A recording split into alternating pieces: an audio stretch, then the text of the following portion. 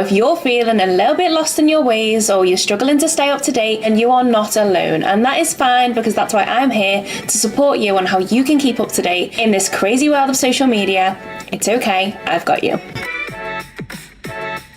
The reality is you need to start showing your face on camera. Now, whether that's you, whether it's someone in the business, or whether it's a creator that you pay for, you need to have someone that people can relate to. So whether they're creating content for you behind the scenes, whether they're someone that is you and you're actually creating content about the day in the life, the realities that you're going through. If you're stressed and you're thinking, Abby, I don't want to get my face on camera, let me take you through 3 simple points that I would recommend introducing yourself to the brand and how you can feel more confident recording yourself on camera. Okay, so the first thing that I would recommend doing is writing a script, whether that's a full script or even just bullet points. Now, you might only be recording a 20-second story, but if a script makes you feel more comfortable, then do it. Because you know what? The reality is if you've got something to look at or something to follow, you'll remember them points. Now, number 2, add in a prop, whether that's your comfort water bottle, you know, we've all got one, your laptop, whatever you feel makes you feel more comfortable. Hold something, have something that you can kind of just feel comfortable with. And then as you get more comfortable and more confident speaking on camera, you can put it down. You can move out of the way. It doesn't need to stay there. And then you can be ready to go.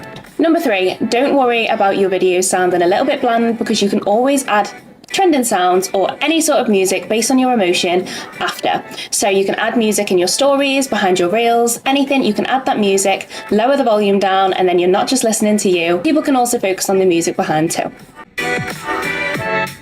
Now, content is one of the most important and crucial factors to your marketing strategy in the new era. Now, why? Because that's what people are going to relate to, and that's what's going to build trust. So content needs to be a big part of your marketing strategy.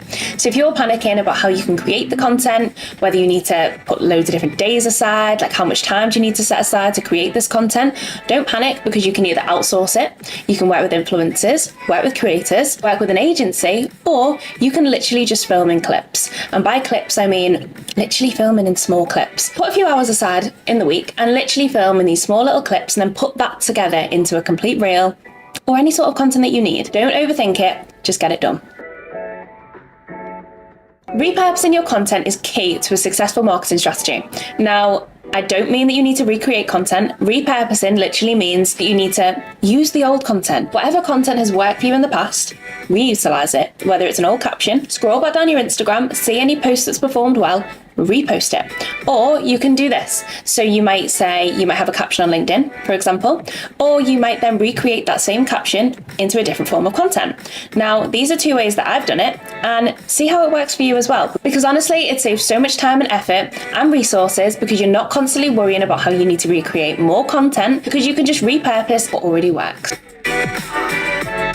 If you're looking for new ways that you can come up with content ideas, then stop searching on Google, stop sitting there for hours thinking, what is my next content idea? I've been there, I've done it many times. When in reality, all you need to do is 1, scroll through your comment section, see what people are commenting and actually answer their questions. So if someone's asking you a question, or you've noticed that a few people are asking the same question, then create your content around this. Or head over to your competitors and see what content they're creating. And then, create some content that they're creating, because you already know that converts. But make sure to obviously look at content that's already performed and gone viral on their end, and then at least you know what works well and what doesn't.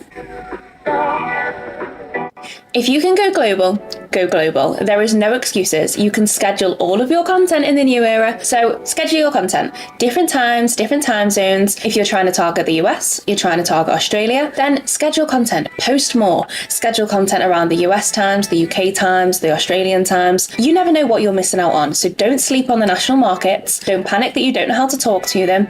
Test it. Go through a testing period and see how it can pay off.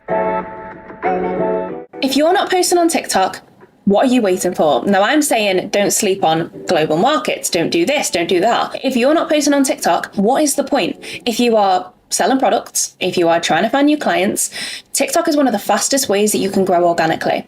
So if you're missing out on that, you are genuinely missing the biggest trick. Because if you want to grow fast on social media, be consistent, post on TikTok, utilize that platform. Now, stop selling your product and your service. Yes, obviously you need to sell your product and your service, but what you really need to focus on is selling the experience. What does your product and service give to people? Think about it. Tesla, what do they sell? Cars. But what do they really sell? innovation.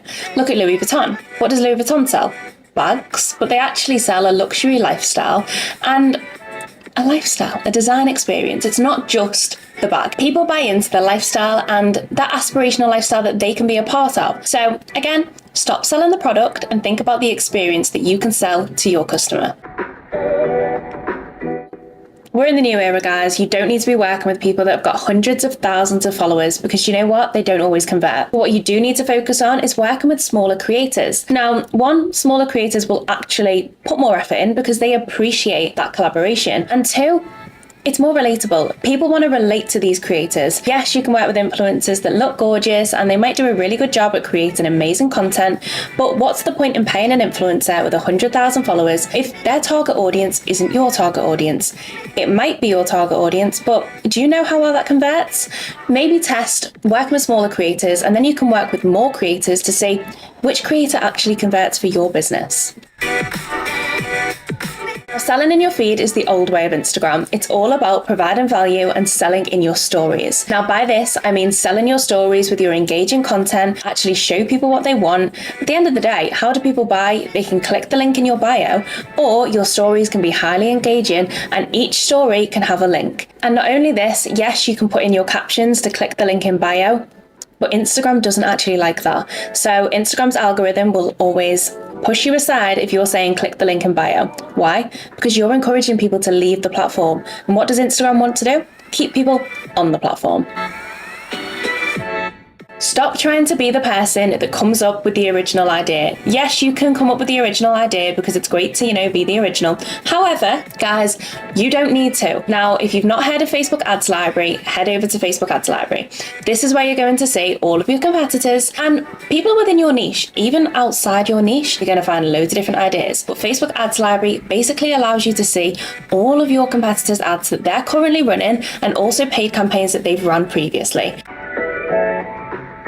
Branded hashtags. Make sure that you've got a branded hashtag specifically for your brand or business or service that you can use so people can type it in and all they're going to find is stuff that's related to your business. For example, my clothing business, Gym Law. Hashtag Gym Law, type it in and I guarantee most of that content will be around Gym Law. Give it a go and see what you can achieve for your brand. See if you can actually get people to engage with one specific hashtag, and I promise you, when you come to find in your user-generated content that people haven't tagged you in, you're going to find so much content that people have just referenced by using your branded hashtag.